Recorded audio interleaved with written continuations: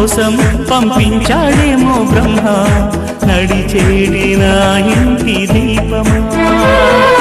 నీతో సావాసం పండించింది నా జన్మ నూరేళ్ల నాలో సట కుంకుమ వెచ్చని శ్వాసల యౌవన గీతికి పల్లవి నువ్వంట పచ్చని ఆశల పువ్వుల తీగకి పందిరి నీ జంట